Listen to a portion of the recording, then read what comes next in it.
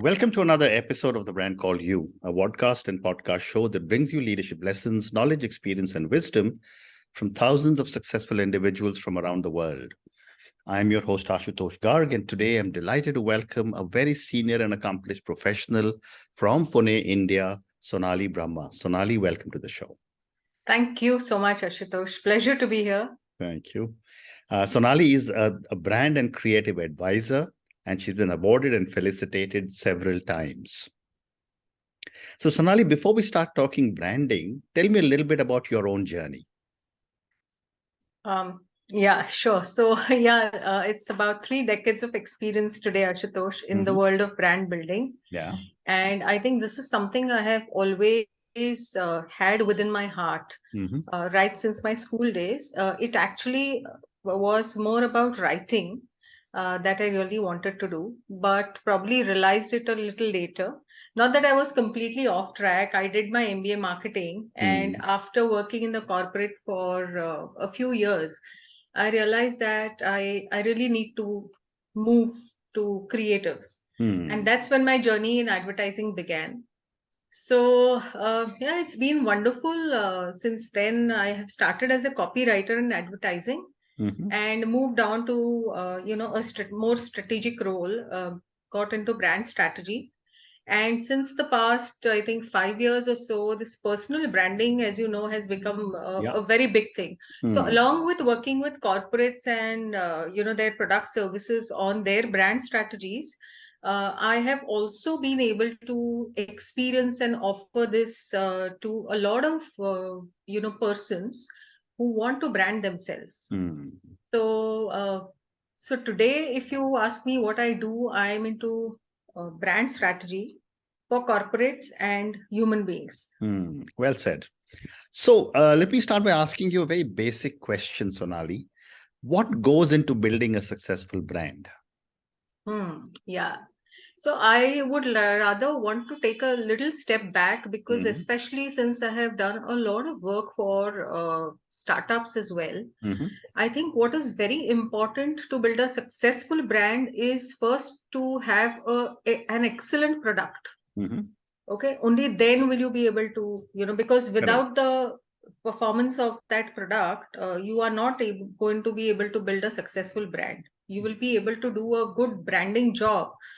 But so you start at product market fit and a successful product first. After that, it's essentially understanding what you are all about. So what is your differentiator?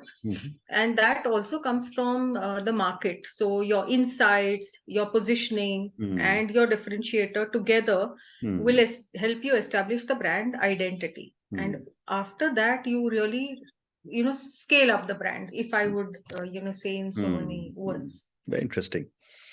And, given the situation that we now live in a digital world, what do brands need to do to succeed in this new digital world? So good question. But I think this digital world is now pretty old. Okay, it's about adapting to the digital world only for maybe people like you and me who belong more to the baby boomers or the Gen X, so to say. But for the Gen Y and Gen Z, it is what they were born with. So brands think digital first. I mean, because they are digital natives, right? So consumers today are digital natives. Right. And brands also have become digital natives. If you look at the D2C brands, especially. And a lot of agencies today start by being digital agencies. The problem occurs to the traditional based agencies. So that's where the adaptation part comes in. But otherwise, it's pretty simple. It's just the consumption that has become digital. And if you look at media which has become digital, I think the brand principles stay the same, Ashutosh. Okay, understand. The next question to you is on technology. And when I say technology, whether it is the platform on which we are seeing brands, the technology used to create the advertisements for the brands, How is technology changing branding and the role of the brand manager? I think technology is becoming a very, very key factor in, making a brand successful. Simply because competition has increased and so has clutter. Now in that, what happens is bandwidth is reducing bandwidth for everybody. So gone are the days when you would take about 3 months to crack a campaign, whereas here you need to think fast and you also need to scale fast. So when I say scale, I mean that you want to reach so many thousands, lakhs of people. If you want to get to those numbers, then I think technology is the only thing which can help you. That's one. Two is, you know, data science and the mining of data is becoming so important that with that you can actually analyze, a lot of your efforts that you've put into branding.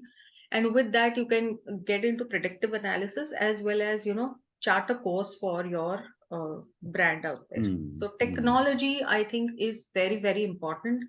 And everybody today, the brand managers especially, need to be tech savvy. You need to know how things work, even if you don't work on them yourself.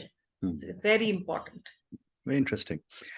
My next question to you on branding is the communication part, and I remember from my time, it was either a big Hollywood star or a Bollywood star or a big a sports star or cricket star. Today, there's this new breed of influencers and micro influencers. How are they adding value or creating a problem for a brand? Influencers are, your next door neighbors, so to say. And that is why, more and more of people, whatever generation they belong to, identify with these influencers more than they would identify with a celebrity. So celebrities are those people whom you cannot reach, right? That is why we keep running, chasing them for photographs and things like that. But influencers are, people whom you probably grew up with. So it could be your next door, that young girl who is, like your niece, and suddenly she becomes a fashion influencer. Or maybe there is that engineering student who used to tinker with his toy cars, and tomorrow he becomes your influencer in the automotive industry. So influencers are real people, and that is why we connect to them, and that is where they add value. However, for brands to take a decision on influencers, I think it's very important for brands to understand that the influencer, or verify that the influencer has knowledge and expertise in that field. Only then will that influencer be able to create the content that is important for the consumer to resonate with the brand. Otherwise, it's becoming, a lot of fashion influencers that I see are there because they sort of understand a little bit about, let's say, makeup, and that's why they just want to be there, because they are probably more interested in, clicking their own pictures. That's what the idea is, which shouldn't. So be like that. There is another view that I was talking to several people, and they say that the challenge they have having with influencers is that the money that is being spent, the influencers are spending to promote themselves and not the brand. Yeah, I think that, like I said, it's very important to find the right influencer, and it could go a little more, a little superficial in that way. What is also important is to sort of, I wouldn't say train, but give the influencer clear idea of what the brand is all about. So the influencer just creates content, but it may not be in alignment to your brand strategy or your brand voice. So that is where brands may go wrong. And I don't see influencers like these probably, outliving a lot of our, marketing strategies. I don't think that is good. Thank you. My next question, or one more question on brands before we move to personal brand. And this is about the communication landscape. Again, there would be 3 minutes or 1 minute or 2.5 minute movies that would be exhibited in cinema halls. There'll be foot page ads, huge billboards, etc. Then came the elevator pitch. Then there was 30-second communication. Uh-huh. Today, everything is being said, finish it in 7 minutes, 7 seconds or 10 seconds. What, in your view, is the change brands have to make to be able to communicate their message in such a short period of time?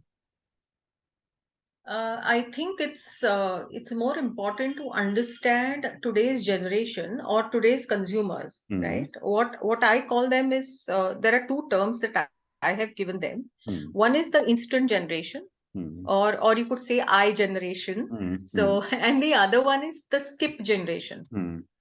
So you tend to skip a lot of things. So I have seen that a lot of Gen Y and Gen Z do not invest time in reading even the newspapers. So they will do the in shots, they will go to that app and take a quick bite of the news just for them to stay current. Similarly, what has happened is that this 10-second thing, it's not that it didn't exist, because as long back as we can go, what used to happen is we used to create these ad campaigns. For a 30-seconder, there always used to be a 50-second or 10-second edits. So you need to plan your ad in such a way that it is not the edits that you're looking out for, but it's that entire ad campaign should go out in only, let's say, 15 seconds, if not 10. Very interesting. So that's why you have these shorts and these pocket films and all this. Yeah. Very true. So now let's move to personal branding. And everyone seems to be talking about personal branding. Yeah. Let me ask you a very basic question. What is personal branding? So I would say it's very simple. It is just applying all the branding principles when you're trying to create a brand out of a person. So it is, when you do your normal branding, which we are all used to, it is, today it is humanizing the brands, and personal branding is branding the humans. Okay. So the more you can sort of productivize a human being, the more effective your personal brand will be. So essentially, it is about understanding what you are all about. Okay, let's say that we are talking about branding you. I mean, which you already have, but yeah. So then, who really is Ashutosh? Yeah, and what is he an expert at? So what are the differentiators among the other experts in his category? Yeah, and then what is it that he wants to present to the world? Correct. How is he going to add value to his audience? And so therefore, again, going back to the question of who is your audience? So it is, applying all your brand strategy principles to a person, because people buy into people. Correct. And today businesses have realized that that is the core at which you will. So tomorrow, if a CEO is as active on social media as much as their brands are, I think it really adds on to the effect of branding, multiplies the effectiveness of branding. Wonderful.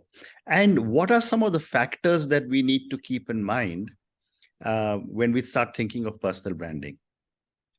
I think the biggest factor, or the most important factor, Ashutosh, is the fact that you cannot lie about your personal brand. So you have to be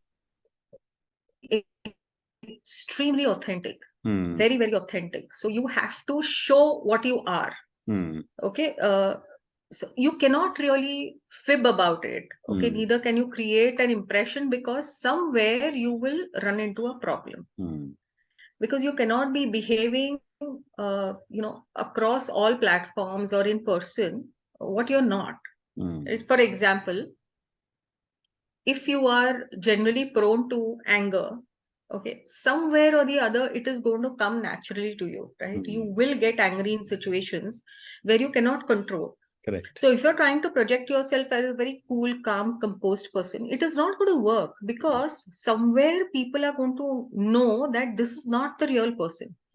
And today there is tremendous value being placed at real people and people who are showing their vulnerability. So that is very key in personal branding. And a question that has often been asked is at what stage of one's career does one start investing in one's own personal brand? I think as young as, I wouldn't even say career, Ashutosh. I have seen a lot of students, even the grad students, who are doing a great job out of personal branding. Right. They may be doing it consciously, they may not be doing it consciously. But I would say any time from 16 to 18 onwards is when you start investing, whatever your time, money, energy, whatever you have at hand. And if you really want to make a personal brand, the earlier the better. Like an early stage Correct. startup. Correct. I think that will really help. Well said. And what are some of the factors that can hurt a personal brand or harm a personal Like I brand? said, not, yeah, many factors actually, because see, living up to what you're committing to in public is probably, going to be a challenge if you're not being your real self. Okay. So that definitely is going to harm your personal brand. Also, continuously shifting your strategy is going to harm your personal brand because that goes against the principles of branding, right? You cannot keep shifting your positioning all the time. Neither can you keep moving your brand identity. So something as simple as what is the picture that you have up on your LinkedIn? Okay, I have seen that because of this ageism thing that is, being discussed about, and so many people are, pro ageism and also anti ageism. I have seen that a lot of people, let's say in their 50s, are putting up pictures from their 35 or late 30s because they look young. Okay, now their reasoning for this is simply that they'll get more business because, there are more people who are, pro ageism. I mean, so they don't want the older folk to, be part of their teams or whatever. But look at this scenario. So tomorrow, let's say that I have a picture there, which is say 5, 6, 7, 10 years, from 10 years back. And then you meet me online and you see a completely different me. Obviously, 10 years is a lot of difference. It shows on your face, right? Correct. It shows on your face. You are going to feel deceived. You'll say, oh my God, this is not the woman I saw, right? I mean, this is somebody else. So that should not happen. And all these things, this is faking yourself, right? Which I absolutely am against. Well said. So authentic personal brands is what I help build. Well said. But tell me also that is there a behavioral change that is needed to build one's personal brand? As you climb up the ladder, okay, and you become or you reach more, let's say, responsible positions, depending on how influential your position is, and depending on the size of the public or the stakeholders, and what is at stake, it may not be a precursor necessarily, but it will be part of your journey. So I have seen that a lot of CEOs for whom I help build personal brands are people who are also being coached by their organizations, right, to reach that leadership position. So let's say there are two people in the reckoning, and both of them are being coached by the organization. So what is that coaching really about? It is about, whether you're aligned to that position of influence and all that. So yes, behavioral change is needed. Wonderful. The next question I have is the impact of culture. I think most of us in India do believe that let my work speak for itself. Why should I talk about who I am or what am I doing? As compared to what you look at, say, in a little more aggressive Western countries, where they're constantly saying, I did this, I did this. Does culture impact personal branding? So are you trying to say, when you say culture impacts and the example that you gave, are you saying that the culture that we have been brought up in? Well, it does. A lot of my clients who express an interest in either building their personal brands or, doing up their LinkedIn profile or, projecting the right things on LinkedIn. are people who come from this culture where, we quietly sit in a corner, do our work, and not talk about it. We probably feel ashamed to talk about it because that uh, दिखा दिखाने की चीज है वो. It is not something that you tom about. Yeah. So that is a culture that we are probably born in. I would still say that India, being a diverse country, there are cultures even within a country who are Correct. not like. So for example, I'm a Maharashtrian, right? I'm a Marathi person. So our Marathi culture definitely, is against all this, Correct. so to say, tom-tomming. Yeah. And while there are other cultures who are quite, used to, sort of showcasing their abilities, etc. But even in the Western world, there is a difference what that I have seen, Ashutosh, in, the kind of industries that we are in. Correct. So the brick and mortar industries, the industrial part, the engineering part, hardcore manufacturing sector, etc. Those are the guys who are just going about their business. They are not interested in social media as much as, people from our world are. And I have one at home, like my husband is, belongs to the, he doesn't understand all this, why you need to be on social media and, why you need to create content and all. So it's not just about culture, it is also about industries.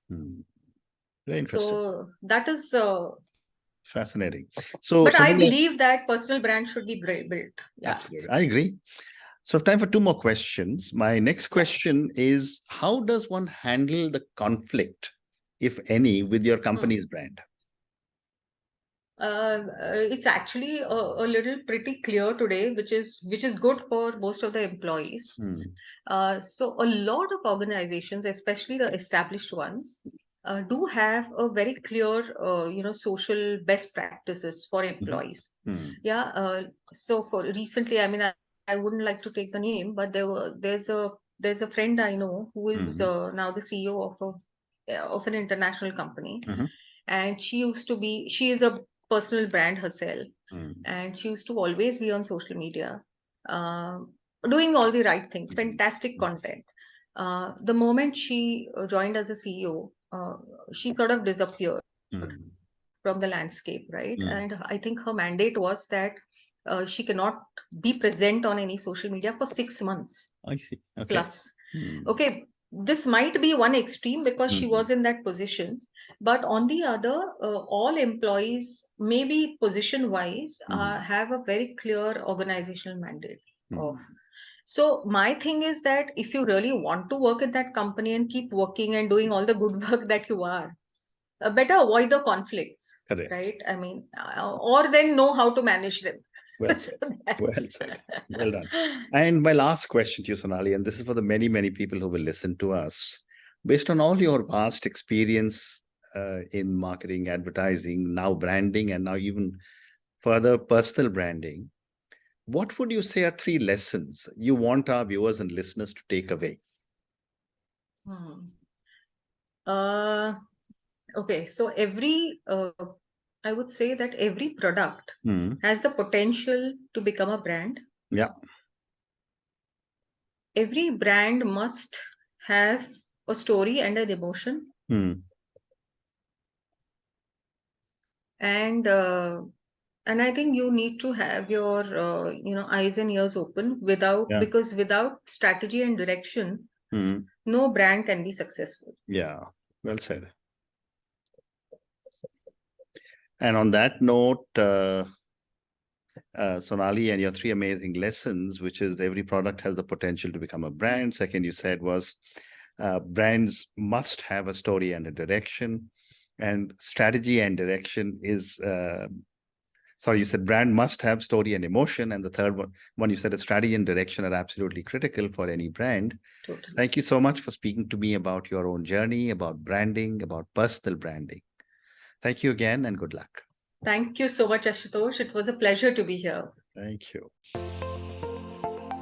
Thank you for listening to the Brand Called You videocast and podcast, a platform that brings you knowledge, experience, and wisdom of hundreds of successful individuals from around the world. Do visit our website www.tbcy.in to watch and listen to the stories of many more individuals. You can also follow us on YouTube, Facebook, Instagram, and Twitter. Just search for the brand called You.